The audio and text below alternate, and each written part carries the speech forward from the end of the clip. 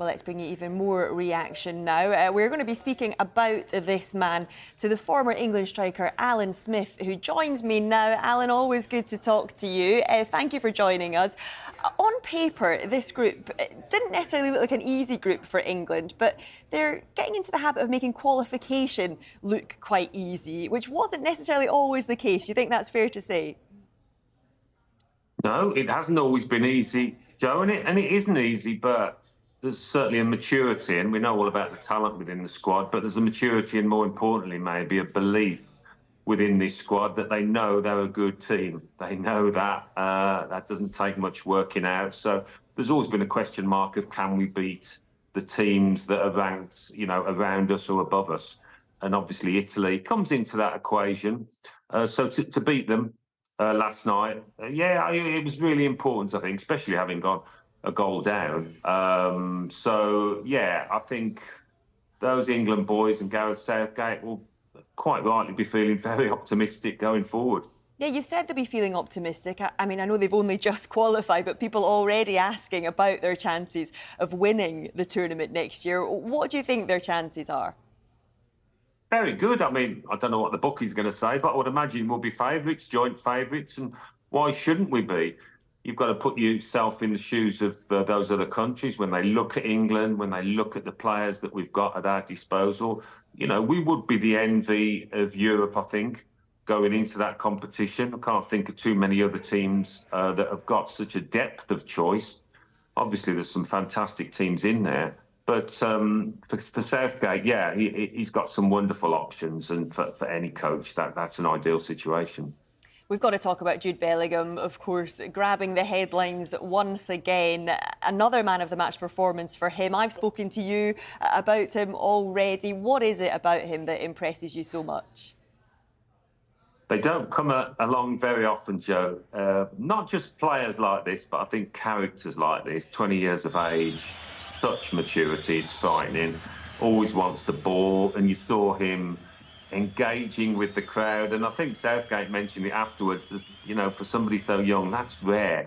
He's a captain in waiting without question. He's a born leader.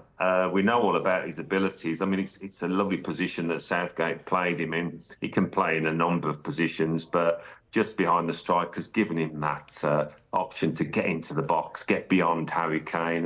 He's won the penalty, didn't he, that way? He's in fantastic form. I mean, to see how he's gone over to Real Madrid and taken that stage and owned it, he's quite incredible. So we are so lucky to have him. And, at age 20, he's only going to get better. Yeah, you mentioned the impact he's having at Real Madrid. He's got a better record in his opening 10 games for Real Madrid. I think we can actually look at it now. Than Cristiano Ronaldo, the original Ronaldo, and Karim Benzema. We are looking at it now. They are 10 games, 10 goals, 3 assists compared to 10 goals, just the 1 assist for Cristiano Ronaldo. He's only 20 years old. How much better can he get? Well, it's all downhill from here, isn't it? To start like that. But, I mean, you've got to remember as well, you're being compared with mostly strikers, and he is a midfielder, isn't he? He can play at the base of midfield, but sometimes these days we talk about defensive midfielders, attacking midfielders. He's a throwback because he's an all-rounder. He's in the Brian Robson mould. You think of Robbo and the goals he scored for England and the amount of defensive work he did. Jude can do that. I mean, physically, as I've said, he's a beast. He can run all day and got great speed as well. And in front of goal, just doesn't panic. He slots the ball in like it's a training ground game. So for Real Madrid, it's going brilliantly. And of course, a bit like Harry Kane at Bayern Munich, you're expected to win every game there. So mentally, you've got to have the right mentality, and he hasn't struggled in that direction. He's taken it like a duck to water. Yeah, lots of people talking about how England perhaps need to think about building the team around him. Is that something that Southgate should be thinking about? Well, he's an automatic starter, without doubt. And I think against the better teams, maybe Southgate will use the likes of Rice and maybe Calvin Phillips as those holding midfielders to give Bellingham the licence to get himself forward, to have a freer role. But as I said, he can play different positions. But you want to see him getting in the box and getting on the end of things because, as I said, he's such a good finisher. So he's in a short space of time, he's made it. You don't like to say undroppable, but I mean, in this form, he is, isn't he? If he stays fit, you automatically pick him, no question. Best player in the world right now? Lots of people debating that this morning. Well, yeah, I mean, I wouldn't argue with that. With the form he's showing, as I said, going over to Real Madrid and doing what he's done, he's in fantastic form. It's always difficult to compare, attacking players with defenders, but he's a joy to watch. He is, and he's more importantly, maybe for him, he's loving every moment of getting out on that pitch. You can see it in everything he does. He's full of it. He's living the dream, and yeah, I think he must go down as perhaps the best player in the world at the moment. Another 2 goals, of course, for Harry Kane last night. Took him to 61 goals for England. He overtook Sir Bobby Charlton as England's record scorer at Wembley. 24 goals at the stadium now. How many goals can Kane go on to score? And just put that into some context for us in terms of how important Kane is to this England side. Well, he's invaluable, isn't he? He's the envy of the world in terms of a centre forward now, I think. And I mentioned it going over to Bayern Munich. It is now a different mentality, with all due respect to Spurs. They're the biggest team in Germany, one of the biggest teams in Europe, and they're expected to win week in, week out, expected to win in the Champions League. So he comes back almost a better player, I think, if that was possible. As to how many goals he can score, he could set a record that's going to be extremely hard to beat because of the style of his play.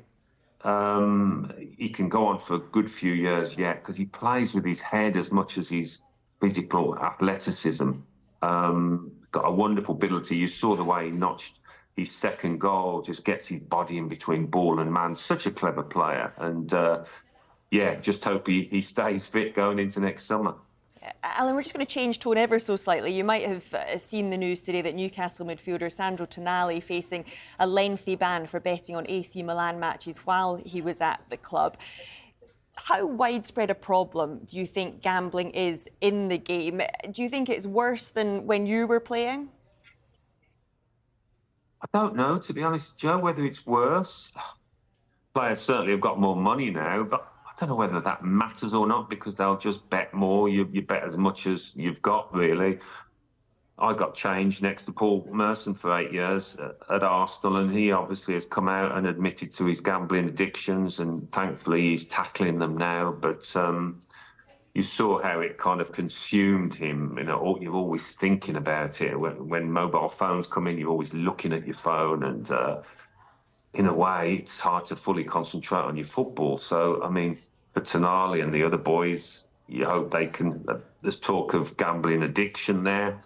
Whether that's the case or not, I don't know. But for Newcastle, it's a big blow. They've invested so much time and effort to get him up to Tyneside, and to lose a player of that quality, who's, they were bedding him into that midfield. He was getting used to the Premier League. So if they were to lose him, obviously, I mean, if it's for 3 years, it's almost for the player himself hard to see a way back because that's an awfully long time to be out of the game. So, yeah, for Newcastle, they would be really worried. And for Tanali, he'll just be hoping he doesn't get that ban and he can, sort out his problems, his addictions, if he has got any. OK, Alan, just before you go, the Premier League, of course, returns this weekend. Huge game in our Saturday night football doubleheader. Chelsea against Arsenal. How do you see this one going? Yeah, mouth-watering, that one. Obviously, Pochettino at Chelsea is just having some better results, getting to grips with it, maybe. Such a difficult task for him. But they will be feeling a bit better about things. Nicholas Jackson got himself a goal or two. So it'll be a tough one for Arsenal going to Stamford Bridge. They've had some good results there over recent years, and quite rightly, they should be confident. They won last time out without Bukayo Saka, which is a great thing because you feel they've depended on him a lot on the right side there. But that win over Manchester City wasn't the best of games, but the fact that it was a win, it was a huge boost, I think, to everyone at Arsenal. So looking forward to that, and as the next gunner, I hope they can get 3 points there. Alan, it's always really good to get your insight. We appreciate your time. Thank you so much. Thanks, Joe. Cheers.